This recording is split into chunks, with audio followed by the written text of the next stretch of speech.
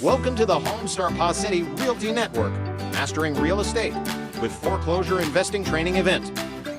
With Terry Pacetti, Broker Investor Emeritus, and Chuck Pacetti, a broker and investor.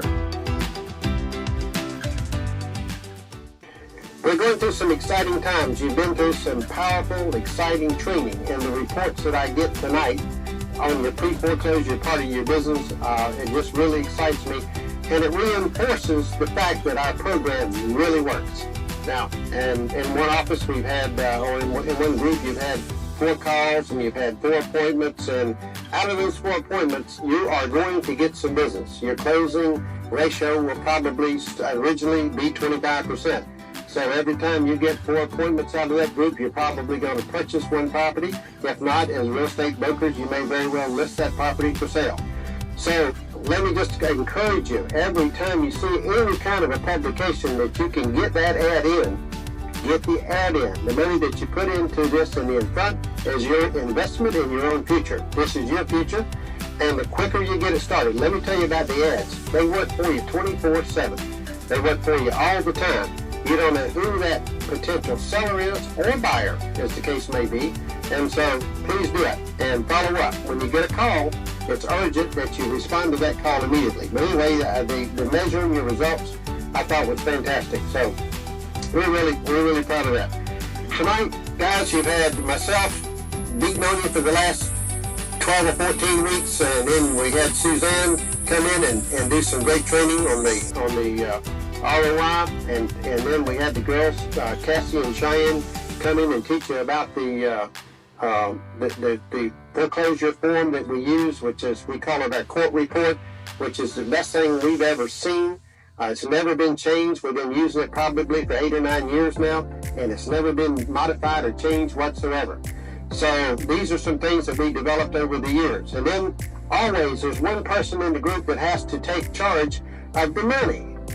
Show me the money. So that's tonight. I'm going to present to you my son. His name is Chuck Pacetti, Charles Anthony Pacetti, and Chuck is president of our company, of our real estate company, the Homestar Pacetti Realty. He's also president of the Pacetti Group, which is the investment arm, our investment corporation. And so he's going to explain to you how the money works, where the money comes from, what happens when we sell a property, and the distribution of the money. He's going to explain all that to you tonight, and he's got several cases. If you can imagine now, being a father, being a blessed father, I tell everyone I'm a blessed father, to have all 4 of your children join you in a family business, and that's what this business will do for any of you. You'll do it with your family or your best friends or anybody else that you want to do it with. This is not a limited opportunity. This is an unlimited opportunity, and for you to take advantage of it at this stage in your life. And the good part about it, what I like about it, it doesn't matter how old you are, how young you are, how fat you are, how black you are, how white you are. There are no excuses in this business not to be successful. Because when that phone rings, the person doesn't have any idea who's on the other end. Just like you don't have any idea who it is when they call. So anyway, I'm not going to take up this time. Let me just introduce y'all my son, Chuck Pacetti. Let's start. Okay, hi everybody, I'm Chuck Pacetti, and like Dad said, tonight, our title for our meeting tonight is Show Me the Money. That's the part that I always get to talk about. I know that you've been through a lot of training, 12, 14 weeks I just heard, and you've talked about everything from working the leads to tracking down a deal, and all the paperwork that goes with it, the joint venture agreements, the ROIs, and you can see there's a lot of analysis in finding the property. And tonight what we're going to do is go through these 3 case studies, and they're all different, and these will show you that the culmination of those things tied together actually is worth doing, so we know if we've got something worth working on or not, and ultimately make some money. So that's what we're going to do, and we have a lot of time. I feel we have more time than we need to do what I'm going to do, and I'm probably not as long-winded as some of the other speakers that you've had, so feel free to stop and ask questions, okay? Because I think that's where I can benefit the most, is answering questions, and that way you guys will be sure that you get what we're talking about. So please do that. I want to start with the one that says cost profit estimate North Boulevard. You'll see that's the thickest one. So anyway, that's the one we'll start with. Now this is, there's three different types here. This is a modular home, okay, a new home that we built on a lot that we bought. One of them is going to be a tax deed property we purchased at the tax deed sale, and the other one's going to be an actual property we purchased at the foreclosure sale. So the three different types. The system works with everything. These pre-foreclosures that you're working on now with these calls, you know, it's all the same. But it all starts here from getting the lead or getting an idea about a project to work. We try to analyze the costs and take it all the way through. This particular one on North Boulevard, we had some lots that we had the opportunity to buy. And over the years, we bought some lots in different places, you know, that would turn up, and we didn't do much with them. We just kind of sat on them because lots didn't used to be worth a whole bunch. The way the market's changed, you know, in all the areas, the lots have gone up tremendously, houses along with them. So we had a couple of lots on North Boulevard, which is in St. Augustine on the north side of town. And we decided that rather than just sell the lots and make a few bucks off the lots, that maybe we could package up a home lot package, a new home, and you know, put it out there and market it and try to maximize what we could make off of those lots. We are modular home dealers for a couple of different manufacturers. I guess y'all probably know that. And so that's one of the things that we do as well. So on this one, we took a model that would fit. You know, every project is different. We had to take these lots and kind of analyze what would fit on them. And what we decided was about a 1,500 square foot house. And so we took that model and we used this form that we've been using for years. And we went line by line and itemized what we thought it would take to build the house. Now, you know, you never get it 100% right, so, you know, you'll see on each form we've got numbers, but then you know, those are to be our rough estimates, and, you know, try to work with those. So we took this house and we priced it out and we spec'd it out, and we decided it was going to take about $83,650. Now you'll see this one's got scribbling and notes all over it. These are the actual where we came back in later and made some comparisons. Now a lot of times, right at the top there, you'll see that the numbers are $54,650 on the left, which is what we thought the house was going to cost. And when we ordered it, it was $58,369. Their numbers change like every other home builder. You know, all the costs are continually rising. So if we don't order a house for a month or so, you know, the next thing you know, we call and they've had a price increase, or they've had something go up, or periodically every year they change the standard features in the house, so the prices go up. So anyway, that's why we have this and we get to the bottom line. But this one, we came back through it and made some adjustments, and some of the things we were over on. Maybe a couple we were under on, but for the most part, we were small adjustments along the way. So once we have an idea of what the project will be, then we go ahead and we go to the next page and we use the ROI form. Okay, we go in and we do our CMA and we decide what we think we can sell. Well, everybody understands the ROI form, right? We all know how to use it. So anyway, this ROI form is how we really get to the heart of analyzing the potential of this deal, whether it's a new home construction or, you know, buying one of the properties at foreclosure, or just buying a property from somebody in general. So we start off with what we think we might sell it for when it's all said and done. Now this is going back about a year and a half ago, maybe. I think this one closed out. We'll get to that in a minute, but at the beginning of 2005. And this same house now would be 170-ish, so prices have gone up pretty dramatically. See, this was 142.5. But as you remember, on the ROI, we like to approach it cautiously and conservatively. So we want to say, you know, what's the least we've got to sell it for in order to hit that, what we call an A deal, and that's the $15,000 to $20,000 price range. So, you know, a profit on the deal.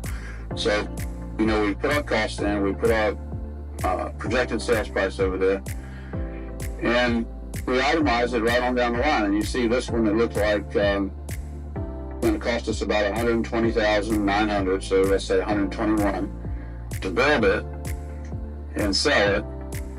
all the sales costs are there. And so if we sold it for $142,500, then we should make $21,500, pay the investor their percentage, and still net $19,300. So it's an A deal. That's where we need to price this one to make it an A deal. And our job then was to figure out, well, will the market support that? I mean, if this is what it's going to cost to build that house, can we really sell it for that? Okay. So anyhow, we felt like the market would support this, so we went forward with the project. So our next thing that we needed to do here was find somebody that wanted to be the investor who was going to fund this project, because we needed somebody that had roughly $120,000 that they wanted to invest. Okay. Questions at this point? I'm going to have to slow me down a little bit, or we're going to get done real fast. Okay, so we went and we found an investor, and in this case, my sister Cheyenne had a guy that she'd been talking to that had told her he had a few bucks and he'd like to do something, and so, and she came and reminded me several times that, hey, if you got a deal, let's present it to Dave. This guy's name's Dave Marcinkowski. So you see on the joint venture contract, now, let me back up just a second. I know you've been through the joint venture agreement. Was it just a blank one, or did we actually fill one out and go through it? Can anybody say? The blank one? Okay, so this is one that's actually filled out, and it tells everybody what they're to expect. And when we've met with a new investor or an investor that's not invested with us before, a lot of times they want to know, well, how's their money secure, and this is the instrument, the document that puts it in writing what to expect. So we went out and we found Mr. Marcinkowski, and we filled out our joint venture contract, and you'll notice that Suzanne Busby, that's my sister Sue, was the local representative on this property. In other words, she was the field partner. We had this joint venture contract drawn by a lawyer in town, and we've named everybody for what their contributions are to be. You guys probably have seen it this way, and also the field partner. And that's what you'll be when you find a deal and put it together, or bring one in that we put together. You'll be the field partner. Suzanne was the field partner on this one because she actually found the lots. She was sending out the farming letters, and maybe she took a call. I don't remember exactly, but she was the one that came up with the lot. And so when we put the package together, since it was her lot, she was the field partner. So any of you that have lots that are good deals and the market will support it, let's talk about putting a modular home on it.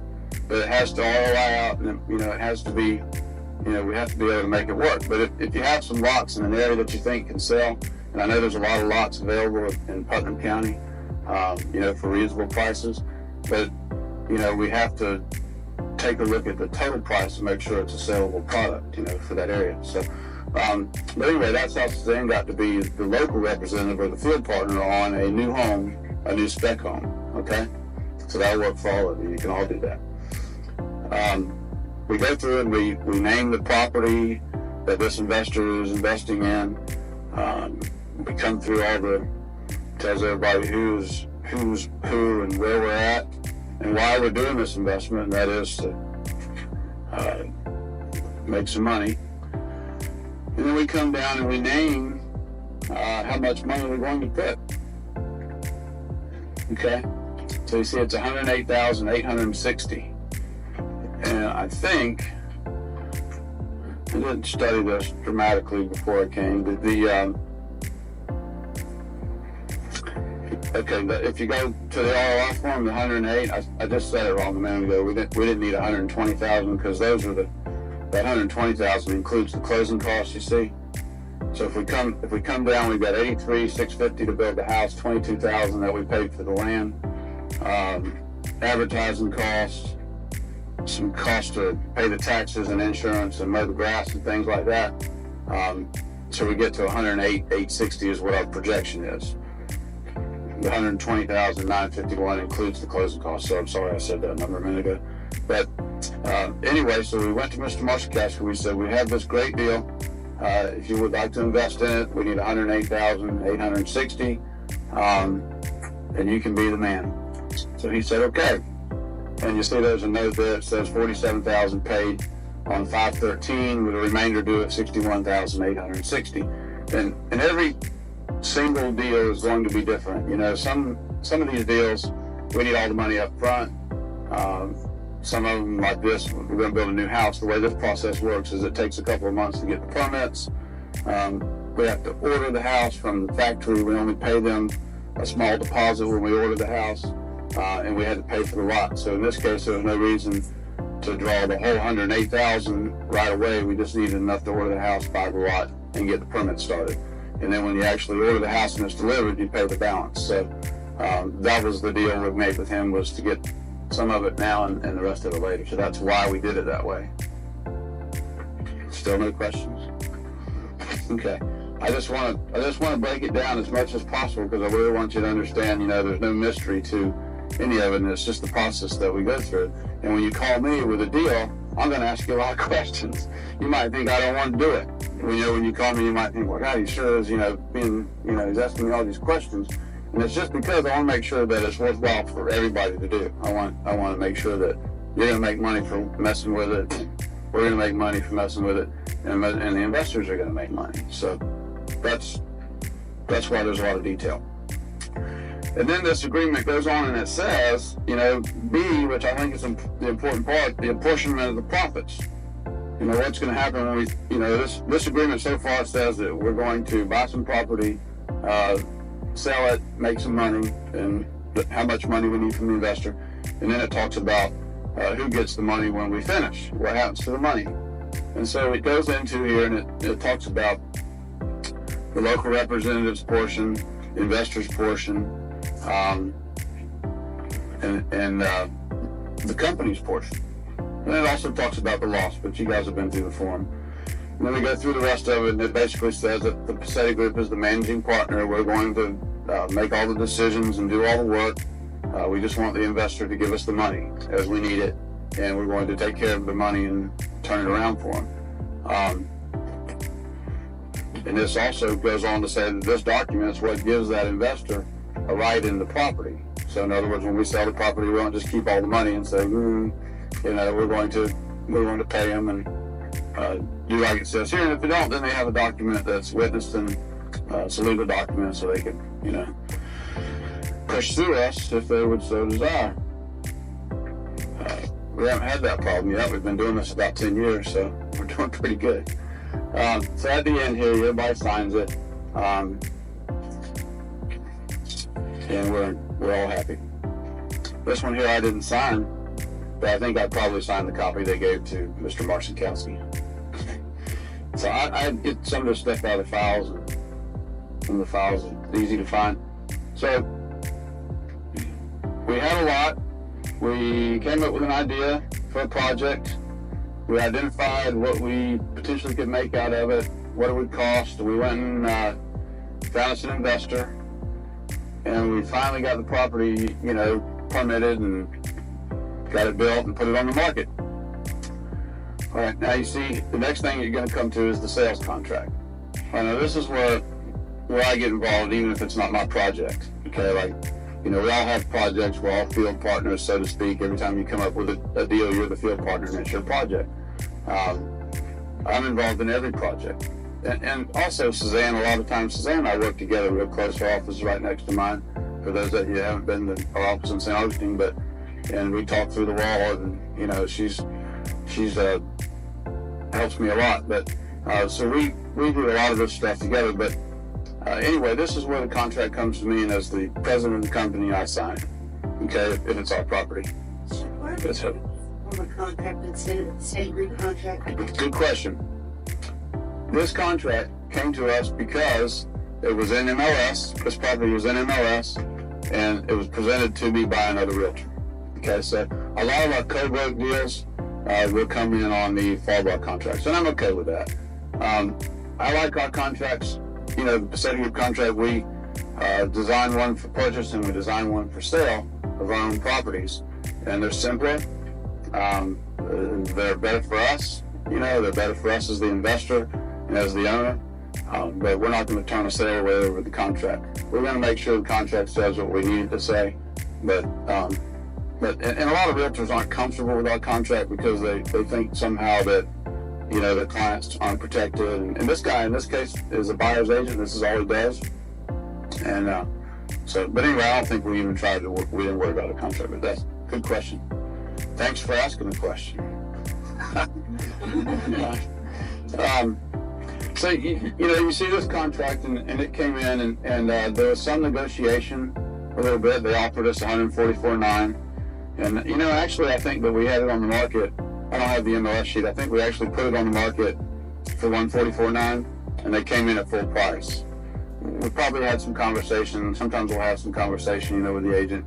And usually the prices that we put out there on our stuff, on the new stuff like this, is pretty firm.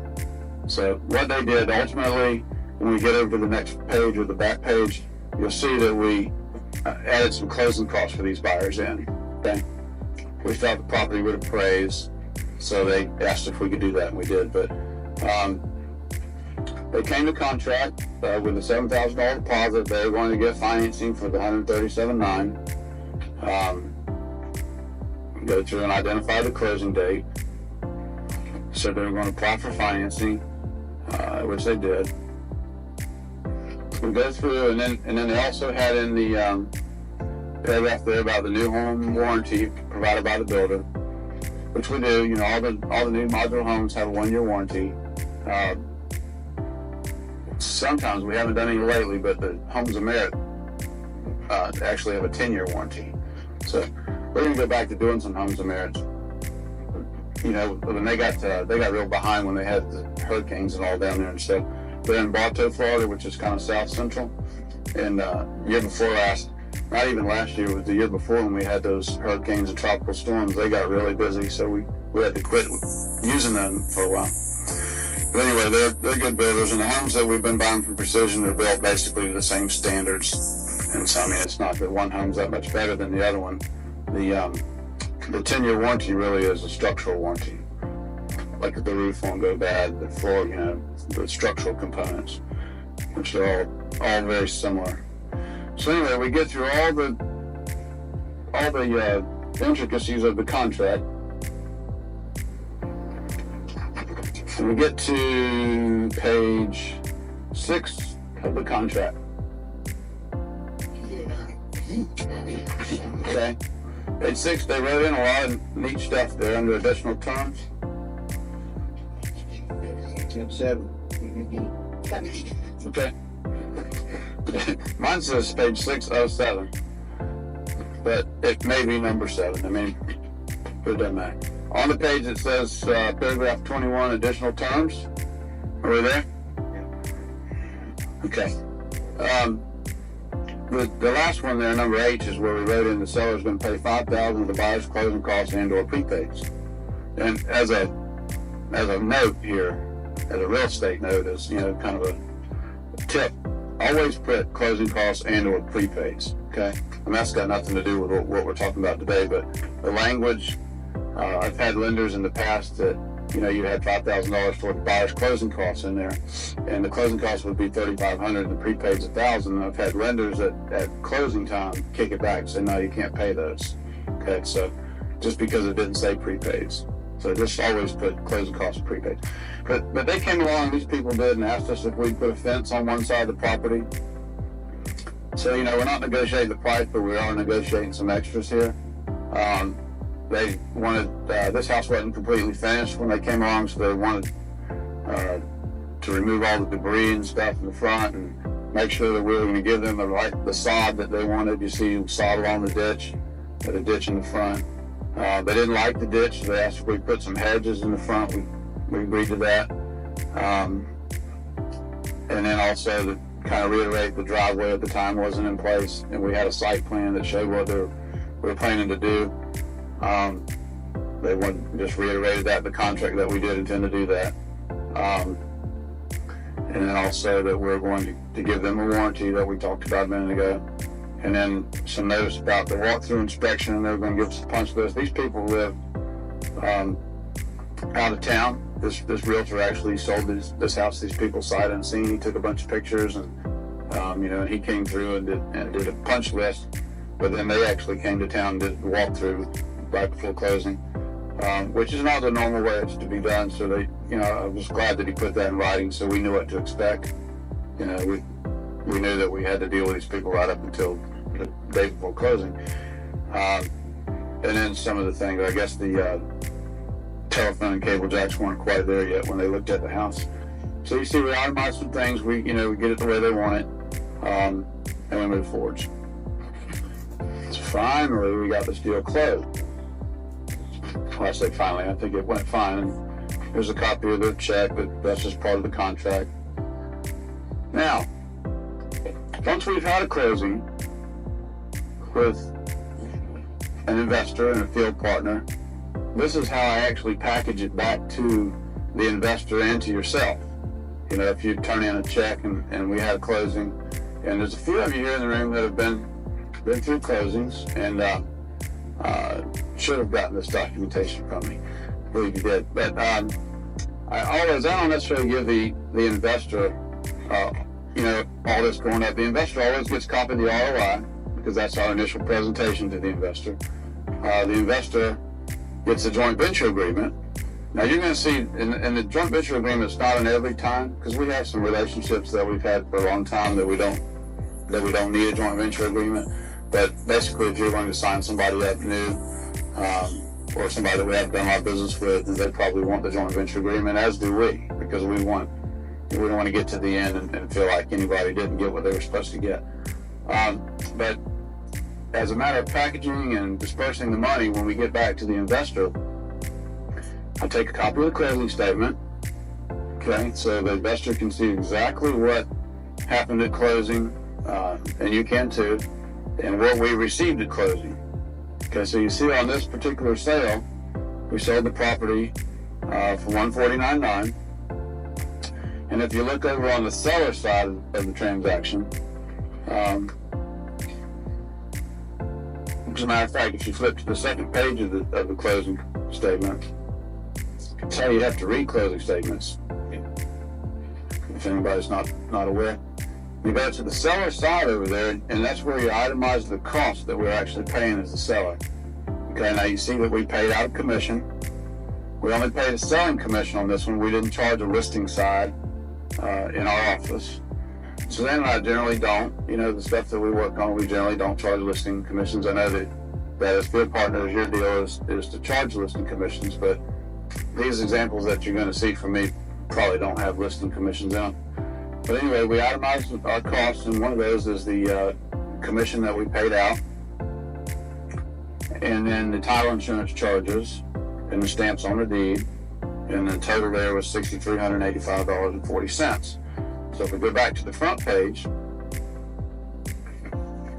then they come along and take the sale price and the deductions, and we get $139,809.39. That's what we got at the closing.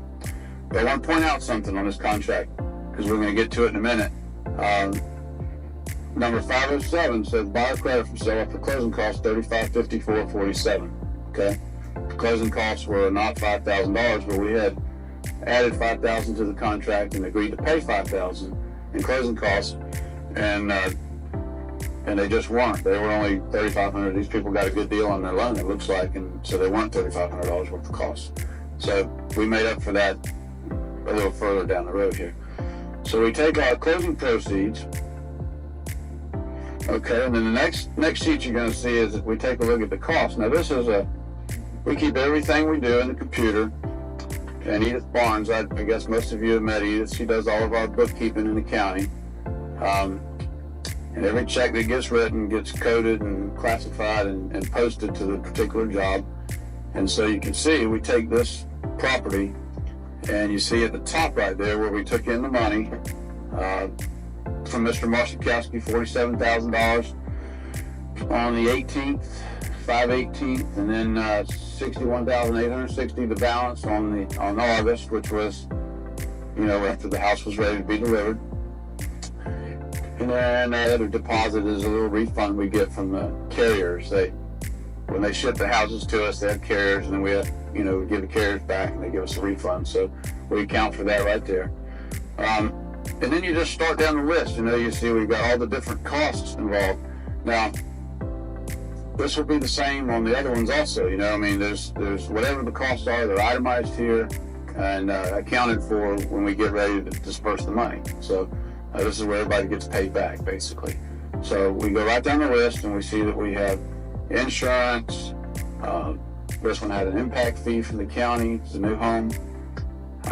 We had to get some permits. We had to buy the property. We had to buy the house. We call it repairs, and in this case it really isn't repairs so much as just the different subcontractor items. Clearing the lot, removing some more trees, dump fees, plumbing, septic tank, builder's fees, concrete man, built foundation, right on down the list, you see. And so you see all the different things that go into it.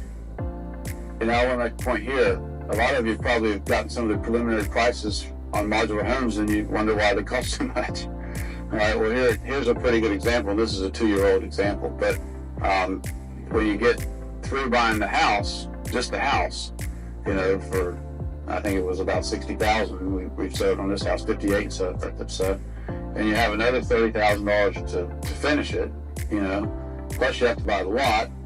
So now we're talking. That's why the prices are so up. That's why when I commented earlier about those of you that have lots in your inventory, it's not like Flagler Estates, or it's not like somewhere where we just get a $40,000 double wide, put it on there, and take a $10,000 lot, and we've got a $70,000 package.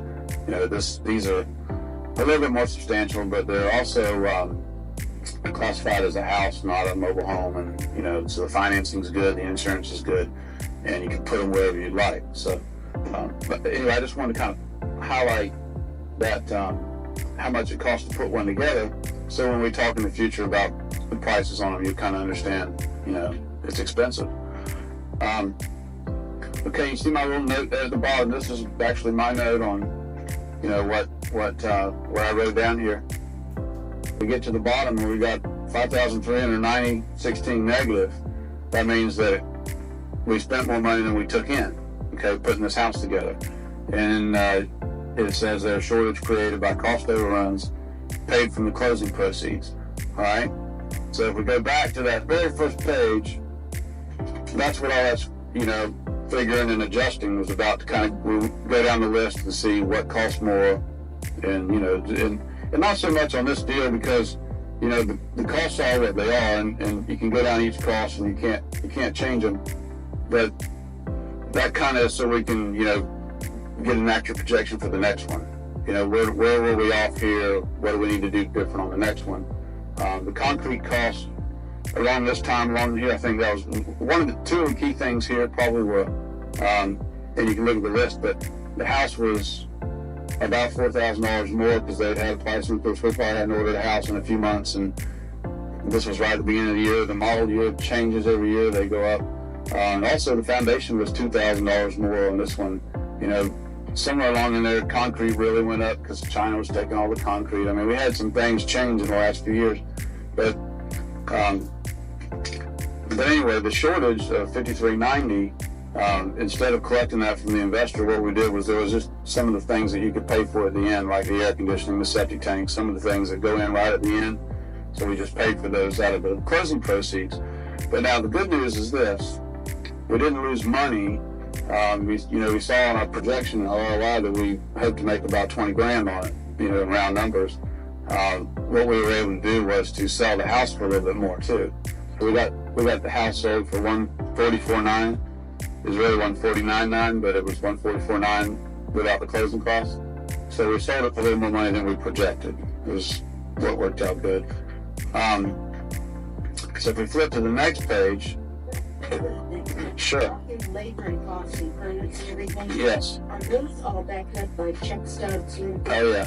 Yeah, we have receipts in the file for most everything, and if not, there's a copy of the check. Or bartering, the bartering services, these have documents. Well, we don't do much barter, but yes, yeah, absolutely. We, to be honest with you, I've only had one person, one investor ever request that much documentation. And we absolutely, every check that's written if you guys came and looked through the files, Edith makes copies of every check. She does more than I would do personally, but she does a good job with it. So, but absolutely, that's a good question. The investors are very well protected, and we don't have, there's not anything on this sheet that we can't show them. That's exactly what we did. So when we get to ready to disperse the money, we have to figure out how much the investors do. And you guys remember that the investor gets their money back plus 10% interest, right? Plus they get 15% of the profit. Okay, so first we have to determine what that investor is owed as far as return of capital and interest. Now this looks awfully simple, but I have this formula in my computer, and it's set up to calculate the interest. I used to sit down and write down how many months it was and just do it all by hand the long way, and count the days and all that. But got some help. The title company, Rusty Collins at the title company is a genius. He's the one that we use for all of our closings as much as possible, and he'll do things like this for you. But he helped me get a formula put together basically, and now I just plug the numbers and the dates in, and it calculates the interest. And periodically I kind of hand check it, just make sure it's right, and you can get pretty close. But you see, we're going back to 5/18/04. We took in the $47,000, and when we actually had the closing and we're ready to disperse, it was 1/13/05. Okay, so that tells us that he earned $3,000 in round numbers, $3,090.41 on that $47,000 while it was invested for that period of time. And the next line we see where we got the rest of the money in August and dispersed it out on the same date, 1/13/05, to 61,860, and that money earned him $2,643. So this investor, for investing $108,860 for 4 to 6 months, depending on which amount you're looking at, earned him $5,734.29. So he got back $108,860, or he's due back $108,860 plus that interest, so $114,594.29. Okay, so that's what this fellow's due back now before he gets any of the profit. Okay, that's his principal and his 10%. Okay, so my next formula that I work through is something I call it the profit calculation. And so we itemize our expenses, we take our closing proceeds, we figure out what the investors do with that payoff calculation, and now we actually break it down. And this is where this is the form for that I work out and give to Edith, and she writes all the checks. Okay, so here we go. We take the closing proceeds of $139,809.30. That's what we got from closing at the closing off the closing statement, right? And we repay Marcinkowski, the investor, what he's due from that previous sheet, the $114,594.29. And I actually included his interest in that line. Sometimes I'll do it, it can go either way. The investment can be on that line. The next line you'll see says interest, but it's zero because I included it above. And then that note that I had on there, that the $53.90.16 paid from closing proceeds, the shortage, the cost overrun. Okay, there it is right there. So that's where we paid it from, at the proceeds. And then the closing cost refund to the buyer, $1,205.53. Now that's the difference between the $5,000 we agreed to pay and what they deducted from the closing, 35 something. Okay, so and then we have outstanding costs to be paid. I think we always have things that linger on, like the light bill, the water bill, because we have to have those turned off after closing. In this case, it might have been some of those shrubs they were still putting in. Some of the final stuff we estimate and we plug money in for it, so we don't have to come back to you, the partner, later and say, by the way, you got to give me back a few bucks. So we don't do that. But so we estimate, we put it in there, and there it is. So now after all the deductions on that particular job, we earned $18,119.32. So we were very close to our ROI projections. ROI projections, we were hoping for, I think, 20,000. Let's see, 21.5. That's our gross number. So we had a little bit of a cost overrun. We recouped some of it by selling it for more money. So we're happy about that. 15 to 20 was our range. On these houses, we didn't expect to be able to exceed that. So as long as we didn't go way down the other way, we're pretty happy. We paid Mr. Marcinkowski 15%. So we're back to, he earned $5,700 plus $2,700.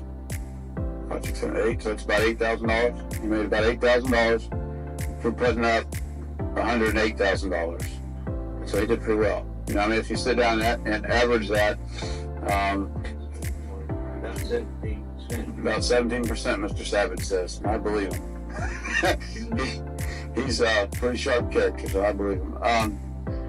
Now, let me point out something else right here, okay? This is an incentive for everybody here that knows anybody that would like to invest money safely, to tell them about our program, and Dad would meet with them, I would meet with them, Suzanne would meet with them, show them our ventures, introduce them to other people that have done business with us, you know, truly, you know, make them comfortable with the process, but also you'd make a referral fee as an agent for that. So it's all part of the network process. You know, we don't expect you to go out and put your name out there on the line and do work and not be paid for it. So in addition to being, and see, like if you also notice, Cheyenne wasn't the field partner on this deal. Okay, she just knew somebody that had expressed an interest in investing. Suzanne talking about doing this deal, and Cheyenne said, "Oh, well, you know, Dave wants to do something like this." So anyway, and that can happen with anybody. You know, you could have a deal working in your foreclosure book, and you could be the investor yourself. You don't get 5% for recruiting yourself; you just get to be the investor. But if you recruit an investor, you get paid for it. Okay, so. All in all, at the bottom line there, the company, there's $14,495.46. Now that's not company profit. That's we had the closing, we paid the investor back his money plus interest and his part of the profit. Now $14,495.46 is where you get paid 15%. So what's that? Somebody do it quickly. Who's got a calculator? That's $2,100. Jim's doing it. That's what I'm waiting for. Jim's got his calculator and he's fired it up. He's on it. $2,174. I told y'all David could do this math. $2,100. So the agent, you know, that was involved in this, in other words, Suzanne, she was 15% field partner. She made $2,100 for coming up with this property. Plus the listing. You guys have the deal that you make 15% plus the listing. Okay, so you would have been the listing agent on this property, $149,000 property, 3% as the listing side. Whatever that factors down to, that's $4,500 plus your split. So you would have made in the neighborhood of $4,000 to $5,000 for being involved with this project. Okay, and so field partners do pretty well. The investor does really well. If you have somebody that has money to invest and they're gonna buy a CD for 4 or 5%, you know, the rates are up on CDs better than they used to be, but or if they're just gonna let it sit in a money market account or whatever they might do with it, you know, 17-18% on their money is pretty good money, you know. And I think this is probably the lower end of what we normally have to offer as far as percentage yield goes, because it was a modular house, not that it was a modular house, it was a new home and it took a while to get done, you know. And the costs are, you know, a little higher on this one, but, well, let me back up and say the costs are relatively fixed. You know, we don't have the negotiation to buy the house cheaper, or a lot of negotiation to get, you know, the different parts of it done cheaper. So sometimes on these foreclosures, we're able to negotiate more profit into them. But anyway, this one here, we have to do a good job as the best we can to put it down and to project it and to go do it. And I think everybody on this deal was pretty happy. Okay. Yes. As far as taxes go, when we get our full partner check, Yes. is that included on our 1099 or is that a separate one? You'll get a separate 1099. Actually, it's a separate company. So the Cassetti Group would give you a 1099 for that, and there's no taxes withheld. So it's still part of that independent contractor put you some money over there and pay your taxes kind of thing. But good question. We use multiple investors On one deal? Yes.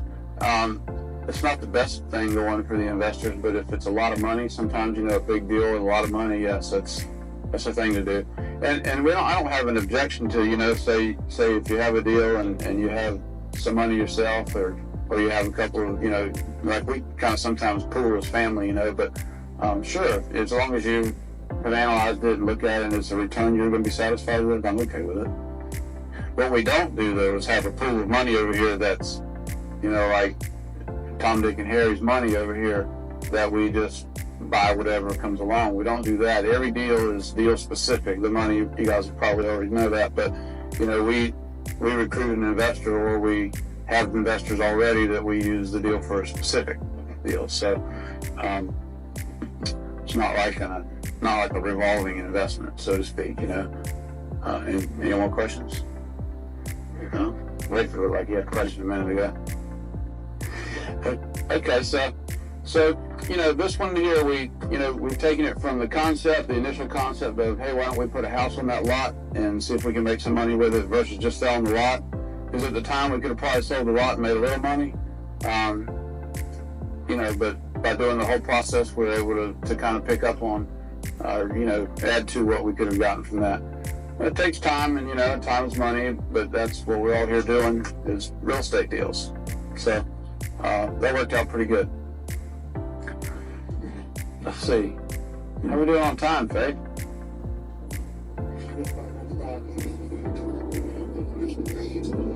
I'm going to be done too quick. You guys have to ask me a lot of questions this time, okay?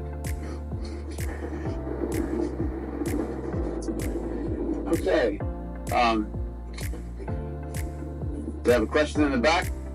Yeah, why don't you explain to us how you treat the on the statement about one of them is interest, expense, and the other one is a part of the property. Is that how you do it on your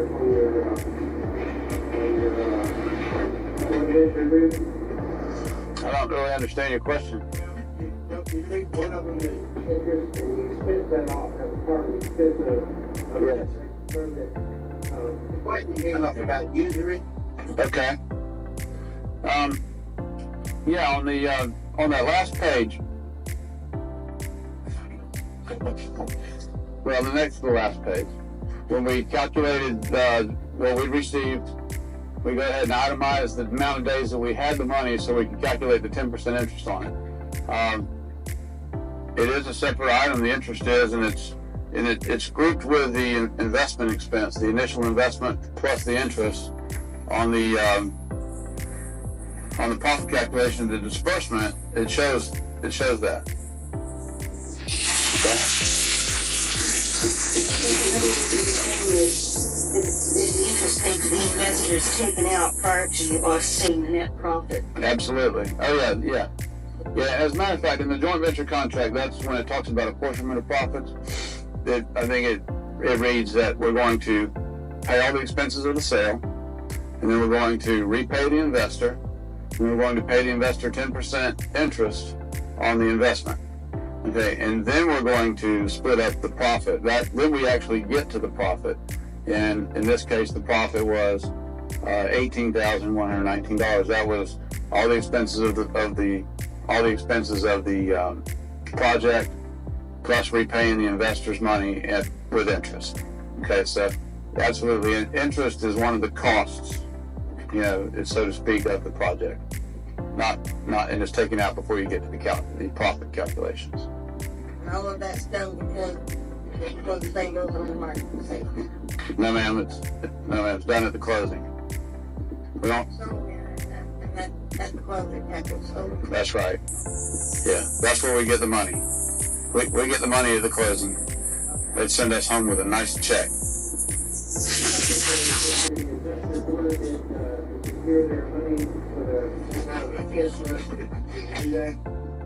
Yeah, we have done that in the past. One of the things, the question is I don't know if everybody can hear the question, with the camera here can hear the question. So the question is that how can we secure the money for an investor with some kind of an instrument other than the joint venture contract?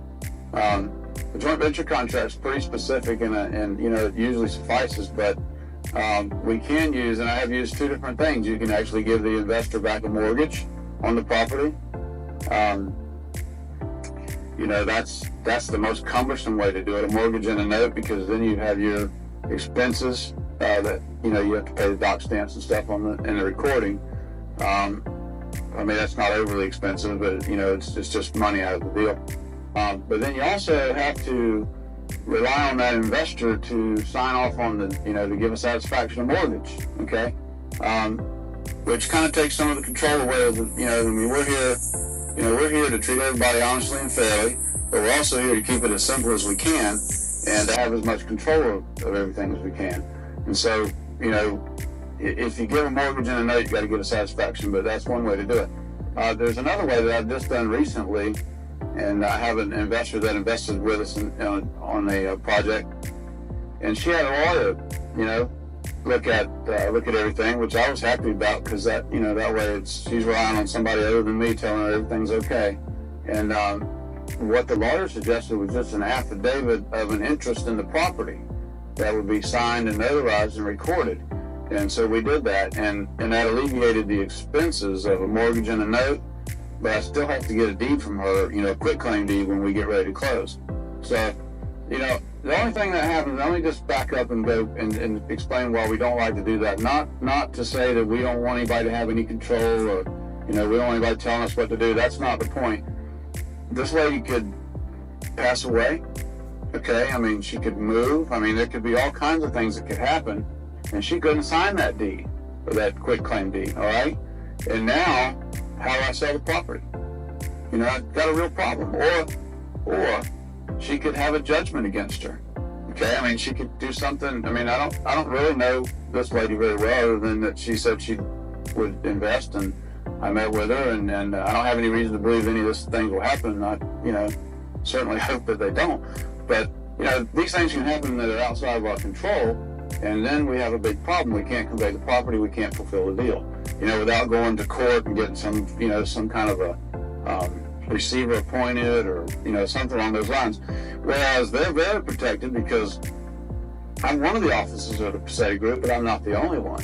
Okay, Suzanne's the vice president, and, you know, so if I can't sign, you know, if something happens to me and I can't sign off on this and deed the property away, well, there's other people that can, you know, and so that's the big reason why we like to do it the simple way. And keep total control of all the paperwork. The promissory note, yeah. Yeah, a promissory note would probably work. I don't know if it's not recorded, though, you know, against the property, what, I don't know how valid it is. But yeah, you know, I mean, I think the point here is simple and cheap, but I mean, we're not above doing what it takes to kind of establish a relationship with somebody. You know, I mean, we have a pretty good investment pool out there, but the more money you have available, the more property you can buy, the more money you can make. So, absolutely, yes, Heather. What kind of happen if we execute a mortgage or a promissory note or an affidavit? We have them automatically signed and satisfactory, or signed, you know, releases of the properties, and then have that put in escrow or held by the title company. Yeah, that's a good plan. We have to go that route. We just have documents. Yes, that's a good idea, what Heather just suggested. And when you say we do that, where have you done that before? Good plan. Yeah. Okay, well, that's good experience. You know, and that's another idea, is to do that simultaneously. You get a deed that's held in trust, and so you just have to have a seller that, you know, or an investor that's okay with that. You know, so. I mean, you know, if you can't make your investor happy, if they don't trust you well enough to do it, then maybe that relationship won't work out anyway. But we have had situations where we've done that.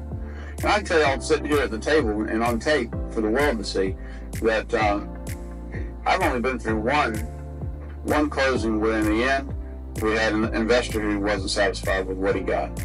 Only one, you know, and he got copies of every check, copies of every bill, and, you know, his main beef in the end turned out to be that he thought that it took a little too long, you know, to get it done. But you know, that, and I couldn't do anything to relay that, other than we paid the interest that we were supposed to pay and a portion of the profits. So we did just what we said. And he threatened to sue us and all kind of stuff, but none of that ever happened because, I mean, we did exactly what we say we were going to do. You know, that's my point, is that, you know, we only one time. So I think that's pretty good. I mean, I think after being doing this for as long as we've done it, to only have one you know, experience that was less than positive is good. Any questions? Well, talk about these other two examples. Yeah. Why don't we, we're getting pretty close to our time. Why don't we go now, and then we'll come back and talk about these other two studies to go through, and again, we're going to go through them, you know, and open the floor for questions, and stop me anytime you like. I enjoy the questions because, you know, I may not get into the detail that you need so you understand exactly where we're at. So, let's have at it. See, the next one I want to do is property address 507 Washington Street. Okay? Got it? Good deal. Okay, this one you see we projected that we might sell it for $80,000. Now this was a tax deed property, okay? This one we bought at the foreclosure, or at the courthouse steps, bidding on it, okay? So when we go to the steps to bid, we kind of want to know what we can pay. So we still have to do an ROI and a projection, just like we were going to buy it from, you know, somebody individually. So we have the same analyzation process, you know, to go through. So we say, okay, we believe we could sell that little house, this little concrete block house in Hastings, right around the corner. And we believe we can sell it for $80,000. So let's see what we can pay for it. All right, so if we plug in $30,000 over here, and that's what's so cool about this ROI form. You know, you have it on the computer, and you can use it, and you really just, you know, your market value hopefully is known. Well, it has to be. You know, I mean, you have to know what you can sell the property for. We just can't buy it. So we know what we're going to sell it for over here within reason. And do you have that on this for us, so we can put that on our computer? Yeah. Yes, we do. We have what we call the forms book, and it's Pacetti Group forms that we developed. And if you don't have them on the computer in this office, then certainly we can put them on here. Yeah. So anyway, I don't know if it's on your computer or not, but we do have a disk, and Faith can coordinate getting those. You like one for your computer at home? We haven't started charging for that yet, so you can get a disc. Absolutely, as part of the program, and as part of being affiliated with the Pacetti Group and Homestar Pacetti Realty Network, we can make those forms available to you. Yeah. Good question. Anybody that wants a copy of the forms, it's the forms book disc, and we give it to you, and it's simple. But then you have these things, so when you're working on something at home, you can certainly do it. And I'll get right to you. And you can email these, you know, to me, or, you know, or whoever you feel comfortable talking to. You know, you can email the stuff, and we can take a look at it and see what, you know, if it looks right, and before you go out for your meeting with the customer, if you want to. Heather? We can do that too. I see that Linda and Faith have everybody's email address. I don't have those on my computer, so I need to get them. I was trying to figure out how to copy them from the emails that you sent me. And but anyway, absolutely. So everybody that needs those, tell Faith, and Faith will make sure that you get your copies of the all the, drawing a blank on words, all the documents, all the forms. Okay. All right, so we kind of said we're working our way down this form, and we said, well, what if we pay $30,000? So we plug that in as a number. Now, on a tax deed sale, something that you have to know, I don't know if you've learned this yet, but on a tax deed sale, if you buy the property and you get a tax deed, you either have to hold it. I think it's 3 years. If I'm wrong about that, you know, but it's in that range. I think it's 3 years. But if you're going to resell the property quickly, you have to do what they call a quiet title lawsuit. Okay, so you have to file the lawsuit quiet title. It's kind of like a foreclosure lawsuit, but it notifies the world that you bought this property at a public auction, and if they want to come in and contest it for any valid reason, they can. It's, you know, it's that always confused me in the beginning because it's a public sale. It's advertised just like a foreclosure sale. At a foreclosure sale, you get good title. You can sell the property within 10 days after you get actually you sell the day you get the title. At a foreclosure sale, when you bid on the property, they have 10 days to issue the title, what they call a certificate of title. But the day you receive that, you can sell the property and get title insurance, okay, fully insured. The tax deed process is not, they don't go into the depth to serve the person. They just mail them letters. They don't actually send the sheriff out to see them and serve the papers. And so that service issue is what creates the title problem. So anyway, the quiet title lawsuit comes in and kind of fills that gap with service, and they do make an attempt to serve them. They advertise for a certain length of time, a certain number of times for 6 weeks, and they go through the whole process, and then the judge gives what he calls a final judgment of quiet title. When that final judgment of quiet title is entered, then you can sell the property, just like a foreclosure sale. All right, so we factored in some legal fees here because we knew we had to go hire a lawyer, and we didn't want to keep this property 3 or 4 years and let it sit there. We wanted to go ahead and acquire the title and sell it. You're going to see when we get to the money part that it actually took a year to acquire the title on this property. It normally takes about 90 days if you get a good lawyer to jump on and get it done. This one here had an estate, and some of these estates can be complicated because they don't know who to serve, and but even the lawyers, we had a good lawyer. I can't remember why this one took. I can too. This one had a military person in it, or it had a person that had the same name as somebody in the military, and they had to do a whole process of verifying that, the military, they give them some special, I guess, treatment. So if they're unreachable, that they go the extra mile to make sure that service people are notified that they may lose their property. So in this particular case, there was one person in there that had a name that matched up to somebody in the service or something along those lines. We actually had to send letters to all the different services asking if this person was in the service, and then receive letters back. And St. Augustine got a new judge about last year sometime, somebody that wasn't a sitting judge who was appointed to be a judge, and she invoked the way I already explained it to us. Normally when they go through a process and there's a certain amount of time, and if there's no response, they get an automatic judgment. And in this particular case, the lawyer, he would have to get the legal precedence or the legal name, but anyway, she made him take a couple extra steps, and it just took a lot longer. And finally, he couldn't get, I think he got responses from 3 of the services, but not the other ones. And he went back to the judge with, some petition, and the judge finally granted it. So it took a lot longer than we normally face with this type of property. But anyway, that's just conversation, I guess, and let you know what you could run into. Once you take the title, because you have quiet, can you take possession of the property and yes, do whatever you want? You could. Sell it. Right. And you can actually sell it. I don't mean to mislead you, but if you find somebody that's, and we've done that, but you own the property. Once you've bought it, you get, actually they issue you a tax deed to the property. It's your property. You can take possession of it. You can rent it out. You can sell it.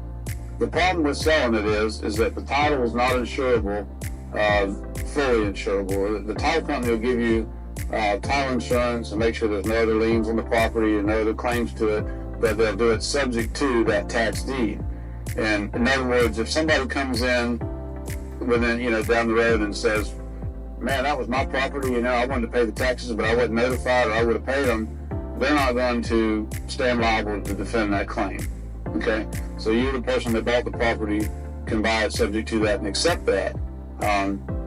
But most lenders won't lend you any money on that, and that's what keeps most people from selling it. If it's something that you have a cash buy for, or if it's a cheap piece of property, a lot or something, but most of the time if it's a house and they don't borrow money, that's what prevents you from getting it done. So your best bet is to go ahead and, if you want to go ahead and sell it, go ahead and get the title quieted. And move on. Some of the lots that we actually have done some of our spec houses on are things that we bought at the tax deed sale that we didn't think would ever be worth anything, and we just bought them and let them sit. And like we had some lots in Palm Coast, we had some lots in Flagler Estates. I think a couple of the lots that we did on the north of town were just tax deed stuff that we bought. So, yes. you can still sell it. We've itemized our expenses that we project in buying the property there. We come down and we sort of took a stab at what the repairs would be on the house. Now, let me clarify that statement for a second. In the forms book, there is a sheet where you can go out and it kind of reminds you what to look at in the house, and it basically just lists all the components. And when I take, and this sheet that we had developed has a grading, kind of like fair, poor, average, good. And what I do with my sheet when I go out and walk through the house is I just take each item and write down what I think it'll take to fix it. Like if I look at the house and the roof looks like it needs fixing and it's a medium-sized house, maybe I'll put, $3,000 down. And just kind of go through each item and put some money on it, rather than fair, average, poor, because that doesn't really help you with your repair estimate. But it does give you an idea what to look for. So the repair estimate doesn't have to be 100% accurate, and I'll caution you to estimate high. When I first started doing this, I wanted to make as much money off the deal as I could, so I would estimate low, because I was just being, it doesn't take that much to fix that, but there are always things you don't see, and so the costs are always higher than you project. They just are. So anyway, we looked at this little house. It was an 800 square foot concrete block home. We figured we could paint it, carpet it, put some new cabinets in the kitchen, appliances, dress up the yard a little bit for $10,000. So that's what we used for our projection. We didn't have any payments, so we didn't have to plug any money in there. We needed to mow the grass and pay the power and water bills, so we have some money plugged in there. And then when we come down to sell it, we have to give title insurance again. That's the cool thing about buying the property at the sale, or buying the properties from people in distress. We get paid all the closing costs, and we usually do it twice. Because we just do net deals. In other words, we buy from the people and net to them in their pocket usually. So we pay, even though we've already bought title insurance, paid the deed stamps, we get to do it again now as we sell. But that's just a fact. It's just one of the costs, and that's why it's on the form. The title companies usually give us a little break on the title insurance if it's within 6 months or so. We also had the commission that we expected to pay on this one.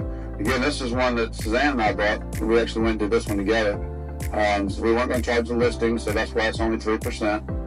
We would plug in 6% and have been on the deals that you guys are looking at. You see here 12 months investor interest because we knew we had a quiet title deal on this one. So we didn't just put in 6 months, we put in 12 months. All right. Didn't really think it would take that long, but we kind of thought maybe it might take a little longer than normal by the time because we didn't, one of the other things, and something Jim asked about that I didn't really get to, is yes, you own the property, yes, you can take possession of it, but, we're a little cautious about investing a lot of money into it to fix it up until we had good title to it. But on this one, finally, after a while, and the lawyer kind of gave us what he thought was going to be okay, we did start to do the renovation. And then you come down the line, and then so looked on that one, and this is using this sheet, if we could sell it for $80,000, and if we got it for $30,000 and spent $10,000 on it and those other few costs, we would make about $26,000 on it. Okay, so ROI told us, go for it. Go out to the courthouse, be ready to pay $30,000 or maybe even a little bit more, because we could get by with a little less here, and it'd be a good deal. So that's what we did. We went to the courthouse, we bid on the property, and we actually bought it for $27,000 and change. $27,000 and change. Now let's see. This one doesn't have an ROI. This one doesn't have a joint venture contract attached to it. And it also doesn't have that cost projection sheet because it's an existing house. We didn't have to build it, so we didn't need that same sheet. On this one, all we needed was, our repair allowance sheet, the one that we walked through. Okay, so finally we got our tax deed cleared up, and we put this property on the market. And man, it sold in one weekend. We got a contract right away because houses in this price range are not too common anymore, $85,000. This one just closed. was in state for closing. It was supposed to close right at the end of the year, but it drug into the first part. But so this is a pretty recent deal that we've done. Okay, $85,000. They brought me the offer. I think actually the offer was for less, and we negotiated, and we got to the $85,000. What they had done was, in here you'll see again a fence. They asked us to put in a fence, so they brought me an offer for less, but they asked for closing costs and some additional improvements, so we had to negotiate the price back up to get those things done. On page 2 of the contract, so this is, yes, we did. The second mortgage wasn't initially part of the agreement. This one didn't close. They had trouble getting the financing, and when it came down to it, they were trying to get 100% financing, if you notice, and they couldn't get but 95% in the end, and so they asked us if we'd hold the mortgage, and we said yeah, so we did. Some of these down here at line 102, I just want to kind of tell you why they're in there. Again, it says seller to replace broken windows prior to closing. On this particular one, it had a bathroom window that was broken and maybe one in the front room that was cracked.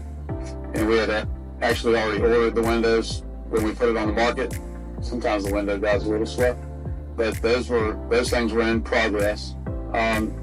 Seller installed a central air unit prior to closing. We didn't install a central air on that one. It had a central heater already, and the ductwork was in place and all that, so we hadn't installed the air conditioning just because we didn't want it to sit there for a year and disappear. So we were just being a little cautious. In our MLS remarks and personal property, it said new air conditioning to be installed, so the buyer's agent was just reiterating that with the contract, which was good. And then they asked for a fence on one side. The guy had some things, stored along the other side. They wanted to shield it off. So they asked for the fence on that line, and we agreed. And then also the $5,000 worth of buyer's closing costs they asked us to pay. So in essence, we really, if you go back to our ROI, we really did sell the house for $80,000, because here we sold it for $85,000, and we've agreed to pay $5,000 in closing costs. So we really did get what we were asking for the house, basically. With a few extra things. The only thing extra that we had to do here was install that fence. The air conditioning and the windows we were already going to do. So this one went on pretty good until we got close to the end, and they didn't have actually, the loan all approved, and it took a while. And let's see, we actually closed it. You see the date on the closing statement is February 27th. So it took about 2 months longer than they had projected initially to close it. And we ended up holding that mortgage. And you see at the bottom of the closing statement how I wrote in the 4250 second mortgage. So that's they debited that to us, as you take the $85,000, and they took out the closing costs, which are over on the next page, which basically the commission, the title insurance, the deed stamps, and a doc prep fee. So anyway, we debited that second mortgage because it was not cash that we were receiving, and then we gave them the $48.91.11 for closing costs, which I think was all they could squeeze out of this one. And then the professional services that you see, that's the lawyer's fee. And this one was kind of funny because the way it went, and I kind of talked about this already, but the lawyer did this work on it and kind of told us he was getting close to having it done. Actually, what he told us was he had it done. He was ready to present his final judgment motion to the judge. What he didn't tell us was she didn't grant it, and we put the house on the market, and we put the house on the market, and we figured we're done, and so they did the title search promptly, and they came back and said, well, what about this tax deed situation that you've got? And we said, well, we got final judgment. We'll call the lawyer and get you a copy of it. And the lawyer said, well, I never did get that. As a matter of fact, and then he told us that the judge had said you got to go through this process. So we got him to kind of get right back on it because, we were concerned about these people haven't paid for appraisals, and we were really trying to look out for the buyer. And as it turned out, it didn't close for another 60 days anyway. But anyway, that's why the lawyer got paid at the end, because he had never billed us. He hadn't finished the job, so he hadn't billed us. So the $3,000 that we had in the ROI for attorney's fees was fine. It wasn't quite that much. So he got paid from the closing. We didn't have to itemize that expense on our, you'll see, on our thing. But I went ahead and added back in the $4,250 for the second mortgage for the sake of the investor, okay? Because in the past, this is an investor that I don't have a joint venture agreement with. It's somebody we've done business with as long as we've been doing this. And in the past, we've held mortgages, and I've been the mortgage collector, and then give him his little tiny check every month of what we're getting. Like this, I think brings us in $80 a month. And so then we have to turn around and disperse him, his percentage of that. And so in this case, I just added it in, and you'll see on the next page, I just went ahead and paid him. It's like his percentage of the $4,250 is pretty small, so we might as well just get it out of the way. And now when they pay us monthly, it's our money. We don't have to, account for that every month. So, as you can see on this particular deal, we sold it for $85,000, and after paying the costs, we net $72,000 at closing. All right, now this is a page that goes to the investor, so he sees what we've done. I don't give the investors copies of the contract for sale. I would if they asked for it, but they've never asked for that. They just want to see the money. Okay, so now we come over here to the payoff calculation, and this one's a little more intricate than the last one. You see we had several contributions here. Okay, and this one we didn't know how much money we needed right up front, all total, and we didn't know how long it would take, so we didn't get all the money at one time. And also I have a relationship with this fellow. I can, Edith calls him up and says, how about dropping a check by for X amount of dollars, and he drops the check by. So, it's easy to deal with. Some investors I've found in the past that if you didn't get all the money from the beginning, they would spend it on other things, or, just hard to get in touch with. So it just depends on the investor relationship, how we handle that. But in this case, that's why you see it that way.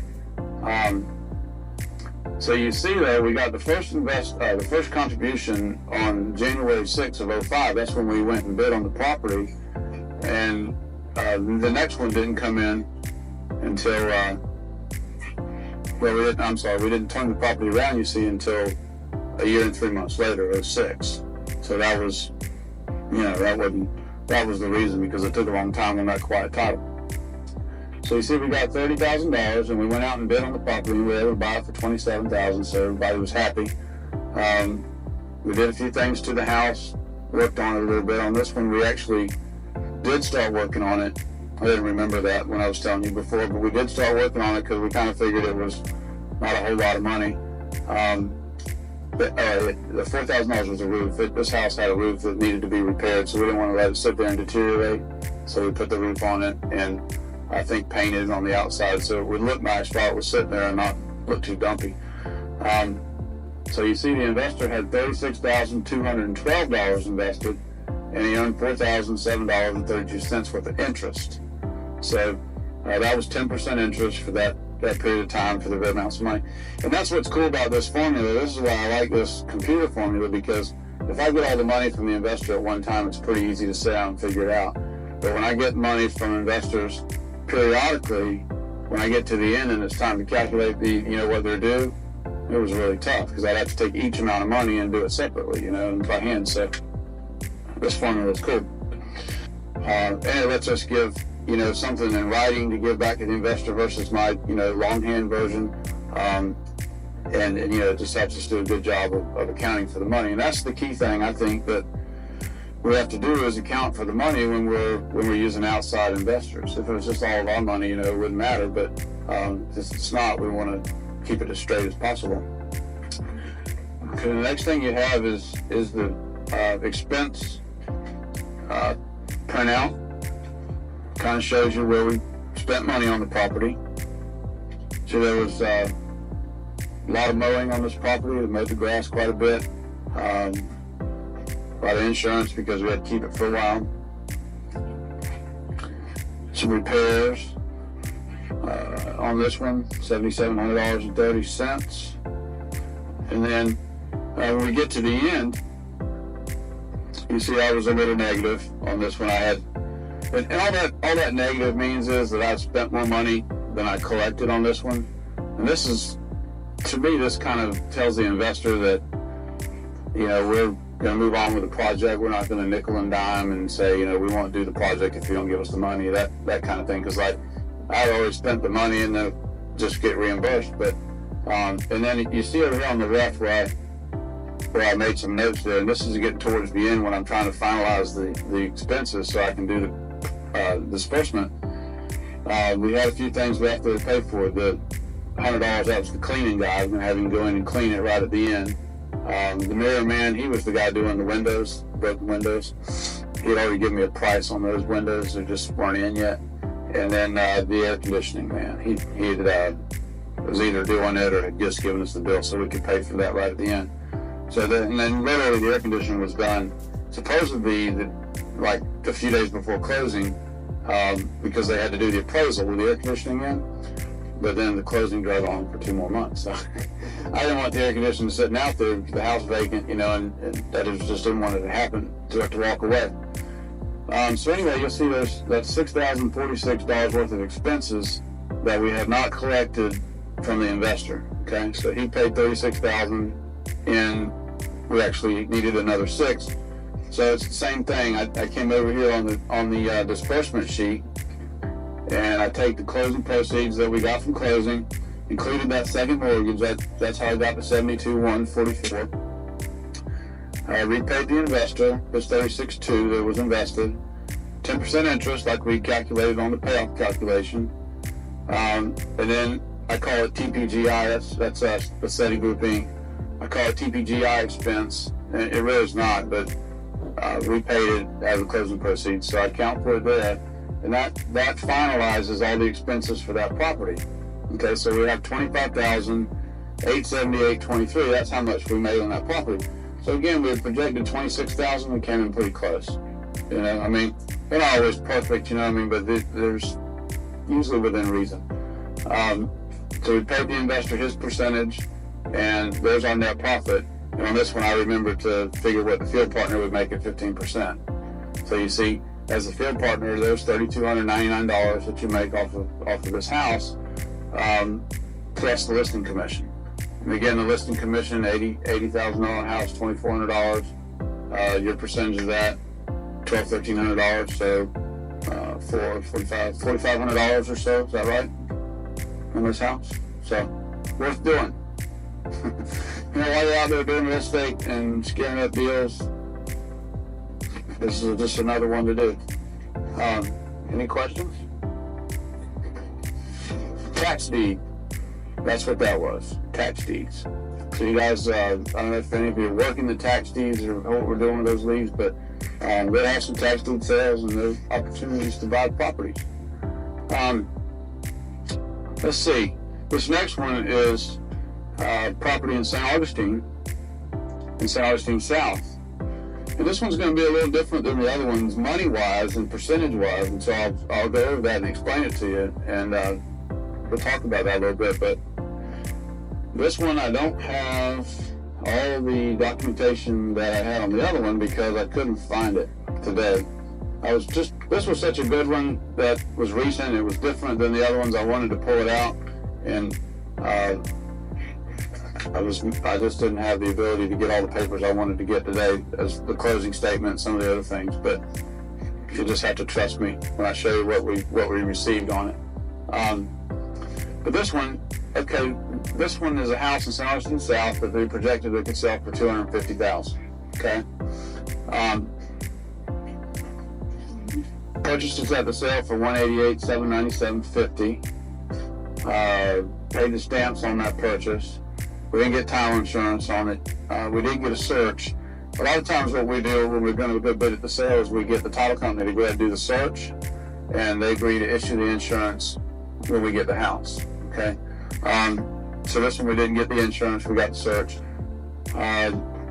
The estimate for repairs was $10,000. The advertising, we just plugged $500 in on every one, you know, whether it gets spent over or under, I don't know, but we account for it there, or we budget for it there. And we budget for the insurance, and we budget for the lawn maintenance and electricity and water. And let me tell you, before we had this farm, those were the kind of things that just didn't get budgeted for. The ROI, I mean, there's $1,000 or $1,200 in utilities that you would never think to plug in, when you're talking about the house. So, and the advertising and the insurance. A lot of these things just didn't, when we're buying a property, okay, we buy this property for $20,000, we think it's worth $50,000, well, we're gonna make $30,000. Okay, so I'm sure Suzanne talked to you about that in depth when she went over the ROI form, but we had to figure out, how to get the real bottom line number, because, so often we'd be looking at a number that didn't really happen. But anyway, that's why those numbers are red. So now we're going to sell that property, and we're going to sell it for the $250,000, and we have to calculate the sale expenses, and we did. Okay, so there it is. We hoped that if we sold it for $250,000 and pay the $188,800 at the sale, so to speak, that we would make $22,400. Now look at that bottom line right there, and this is something I want to explain to you because it's not the norm. 30% we paid to the investor. Okay, all right. Well, the investor said to me, "Gee, I'm going to put up $200,000 here." And at 15%, half of that's $3,700, and then the $10,000. So they said, I really like to do this deal with you, but I need more money. So, and that's why, we don't arbitrarily go out and say, 15% is what we pay the investors, but with some, if the deal warrants it, then that's why. But anyway, so you're gonna have a hard time getting somebody to put $200,000 out if they don't, at least earn a decent return on it. So in this case, that's why it's that way. All right, so 30% we paid the investor, and it still looked like we could make $15,000 to the office, or net profit on the deal. And this would be a fairly easy one because it's in a real saleable neighborhood. That was our motivation for doing this one. The next page is the certificate of sale. Rather than a closing statement where we bought the property, this is kind of just something I would show the investor, how to prove what we paid for it, basically, to document. Shows that there we go, we got the property November 10th at the courthouse steps, and that's the clerk's certificate to us. And the next page kind of is where she calculates what it is. We actually bid in $186 on this house, and with the court fees and all, it was the $188,797. And I'll tell y'all something. You're looking at this, you're probably wondering, well, how in the world did they project that they would pay $188,797.50 for the house, and that's what they got it for. I couldn't find the ROI today, so I did this ROI, and I used the numbers that we had. But anyway, that's this one would ROI out fine at $250, and that was the initial projection. So we got a contract on the house, and we sold it. Yes, ma'am. What is the percent of the first 500? What is that charge per? I don't know. Well, I won't arbitrarily not know. The courthouse, you have your bid price that you bid a property in for, and then they have what they call the court registry fee that they add on, and they calculate it a little differently. This is their worksheet, Jessica, that they used, and so it's just how they calculate the fee. And evidently they charge 3% of the first $500, and then 1.5% of the remaining balance. So when they take 500 off the 186, they get 185.5, and they charge us 1.5% of that and 3% of that. And so it's just their formula. And then you get to the total registry fee is $27.97.50. So $2,800 in round numbers is what that was added to our bid. So you have to be aware of that when you go to bid on things at the courthouse steps. They have a registry fee that they add to what you bid on. So it's the clerk's formula, but I don't know. That's just what the clerk of the court does. And I honestly don't know it's like a tax, and I don't know if every county has the same fee or not. My sisters probably know that question, but I'm not sure. I'm sure it probably is, though. It's got to be state mandated, I would suspect. So that's what they charged us. Okay, we sold the house, and I believe we sold it for $250 like we were trying to. $254. Okay, yes, Linda's going to enlighten us because it was her deal. What did we put it on the market for, Linda? 253. 253? 239, I think they just rounded it up to 250. Okay, so everybody hear that? What we did on this property, and what we usually do is whatever we projected in that ROI is a little conservative. So if we projected 250, we're actually hoping that's worst case scenario and that we might actually sell it for a little bit more. So what Linda said on this one was we put it on the market for $253.9, and we ultimately got that for it. This buyer liked Linda so much he paid an extra $100. So we sold this house for $254. But to get to the calculation here of what we owed the investor on this one, you see the investor. This was an in-house investor. I think it was a couple of my sisters together maybe, and so we didn't have to get all the money. We knew where they were, that kind of thing. We got the money for the sale, and then as they did the repairs on it, they ended up some more, and ultimately they earned $5,809.33 for interest. Okay, so when we were ready to disperse the money after closing, we transfer these amounts over to the disbursement page, the profit calculation. And out of the $254,000 that we sold it for, after we paid all the expenses, which was the deed stamps and the commissions and the recording costs and all, if we had a closing statement here, we'd see those things itemized, and we'd see that the net proceeds were $237,738.31. And we repaid the investor again, and the interest, and the interest is always part of the cost. And then we have some expense for the Passetti group, which is probably some last minute things that we anticipated that we were doing would cost about that. And then also the air conditioning labor that I think was still in process, so he hadn't quite given me the bill yet. Sometimes Mark we have an AC guy that we've used for a long time, and a lot of times he'll tell you how much it's going to be, but you may not have the bill yet, and so I call him when I'm doing this right here. If I don't have the bill in the file and he's just done the job, I'll call him and ask him how much is that, and he'll tell me, and I plug it in. Okay, so then of course I'll have the bill later.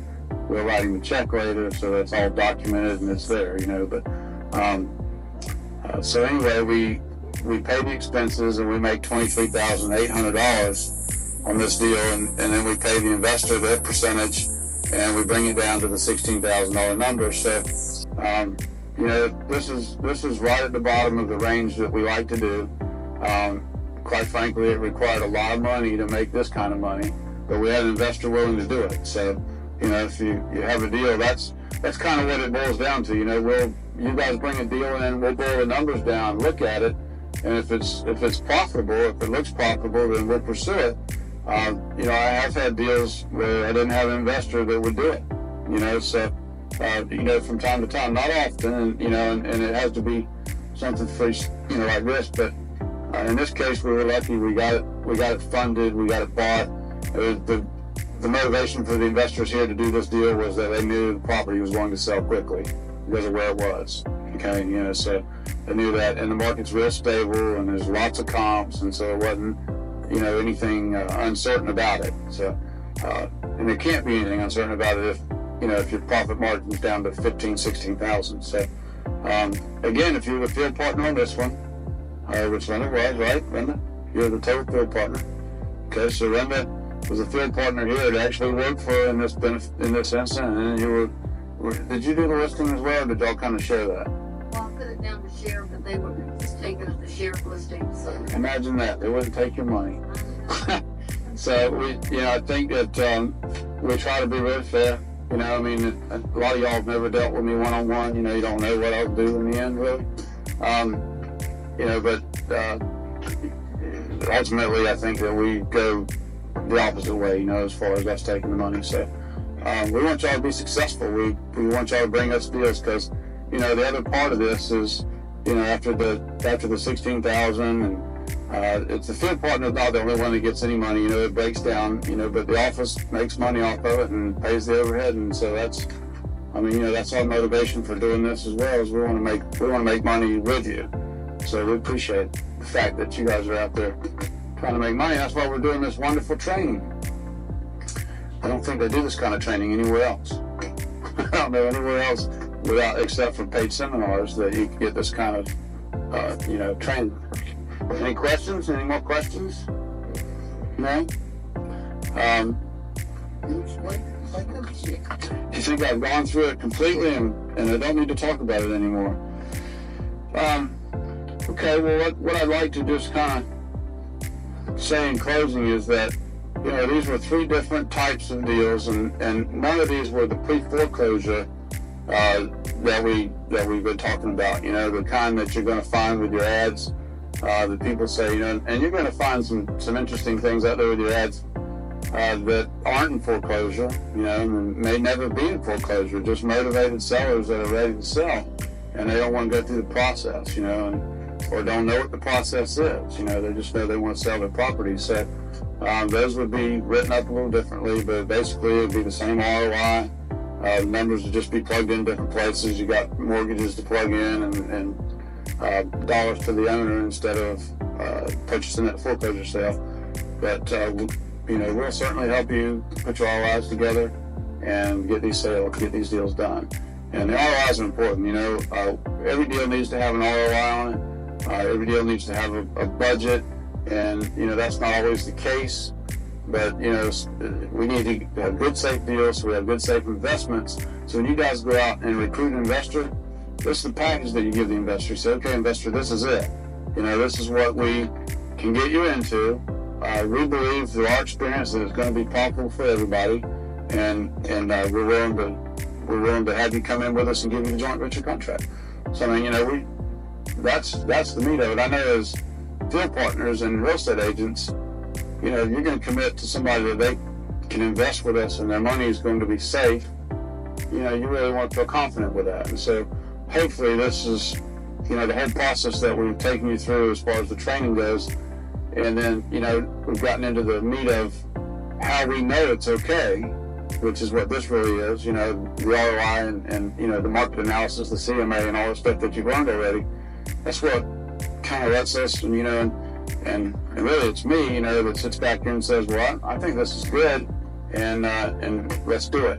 And I'm comfortable to get my investor to sign on. Now, let me just kind of make a point also real fast. If you guys are out there working as field partners, you don't necessarily have to have the investor, and that's not the point we're trying to make, because we have investors. If you bring the deals in, if you have an investor or you are the investor, that's great. But if not, we have investors, so we basically, they'll put your money where your mouth is thing is what we do every day.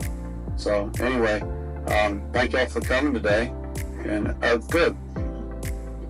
All right, if I'm an agent going out in my farm area, let's say, and I'm contacting owners about their property. Yes. Now, if I contact them as a buyer, Yes. first off, I give them the notice that I'm acting as a buyer, not as a broker. Right. Go through that process first in my farm area.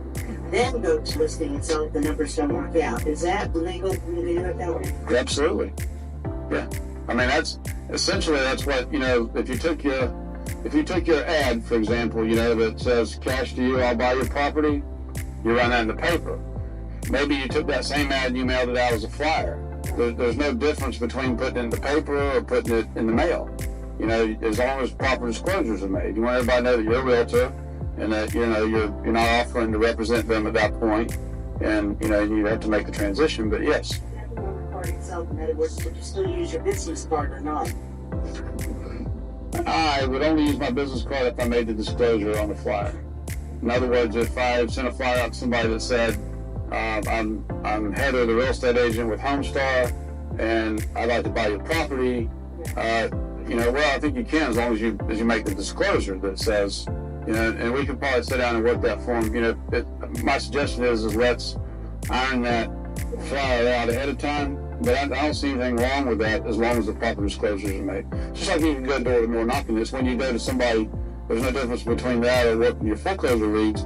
and sending a letter to them that we send. We send letters to everybody that's in foreclosure, and we send them as, I send them as checked with the Passetti group. But, I have to make the disclosure that I'm a real estate agent also when I start talking to them. But That disclosure in our ads too, because of our names, we put agent. Mhm. And as soon as we go knock on the doors, we hand them a business card and explain that we are Right. realtors, but we're there as buyers. Right. Yeah, Realtor hat, they're going around and looking for listings and so forth, but I'm thinking with the market the way it is, a total other slam, and they would go in and this is who I am, but, Mm-hmm. for me, more I think investors and purchasing properties and, Fine. One of the things that we've had up to now, and how we call you, we recommend you should put it in a file, so it's noticed, no broker relationship. And we use that as the very first personal contact we have. We disclose, all right? And we do it all the time, so we'll make sure that we do that. So tonight, if there's any gray area about that with any of them, we clear that up, because the minute you go there, you look at it, and have a phone file in your hand with a notice of non-representation, no broker relationship, is what the form is, okay? And use that form, and put that in that file, and then we must keep all that stuff so that we protect ourselves. But our whole goal now is to disclose exactly who we are and what we do and what our purpose there is. And our initial purpose is to purchase the property, which we're perfectly allowed to do, but we do always have to disclose. Right. If that's truly your purpose for being there, you know what I mean? So, and the answer to Heather's question is, can she prospect her farm area for leads to purchase the property? Absolutely.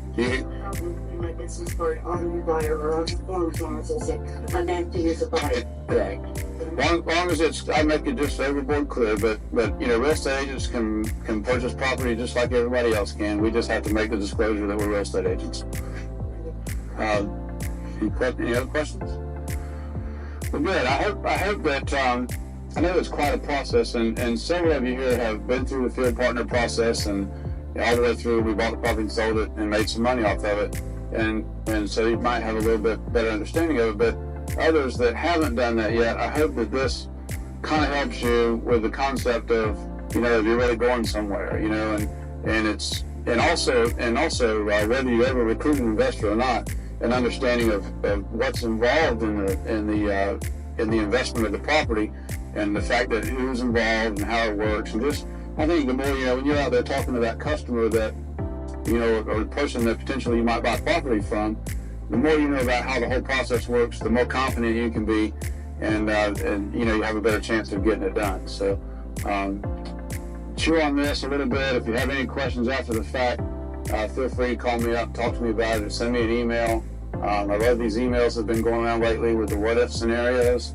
Linda sent some of those around, and we all responded, and we all have different opinions. And I'll have to tell you right up front, I don't know everything about all those situations, but I know how to call the Florida Legal Hotline, and I do that a lot. So they give you some information, so you can also email them. But anyway, thanks a lot for coming, and I hope we do a lot of business together, everybody here.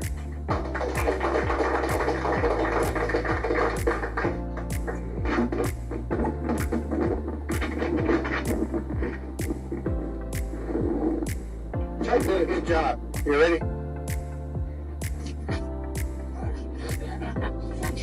Chuck did a good job, guys, of tying this all together, and any of you that's missed any classes, as far as I'm concerned, you don't graduate from this class until you have come back in and reviewed the tapes and made an appointment with Faith to review the tapes, because there's not one part of this class that you can leave out and still get it. So if you start asking us questions that reflect the fact that you didn't complete the class, you'll probably get referred right to the tapes and go do that and then come back with your question. Now, here's why. Because this is a big job, and we're assuming that we can handle all of the response that you're going to have in the field, and we are. That's our job. But when you bring that information to us, the whole purpose of giving you this training is for you to bring it in a form so that we can ultimately make decisions. Because sometimes, guys, making these decisions is going to have to be done now.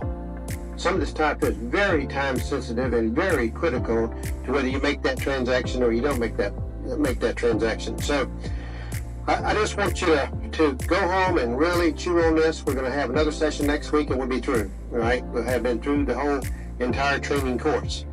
Now, I know that if we did this over and over and over and over every week, and you'd eventually learn more and more. What we would like to do is, after next week, let's take a couple of months and y'all implement the program. And like Chuck says, email him, email me, email Suzanne, whoever, and let's try our very level best in the next 60 days for all of us, for all of you, to buy at least one property that we can buy and sell.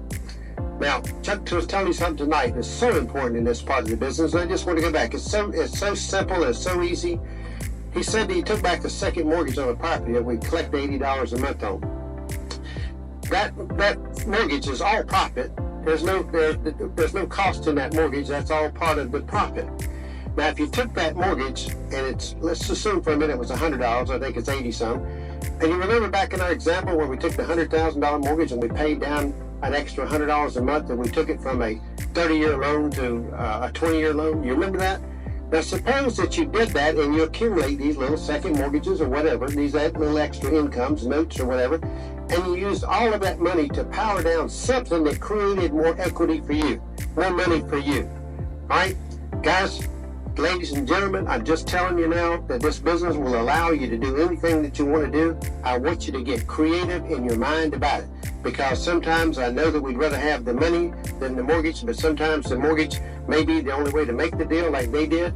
And in the process of that, if we take that mortgage. Now, we have a bunch of little grandbabies. Oh, Father's Day was wonderful yesterday with our little grandbabies. But if you can just imagine what change in a child's life, just putting that money aside for those babies would make and putting it in a savings account. I saw something on TV. We're talking about the time use of money. That's what that's all about. I saw something on TV this past week that I wanted to share with you.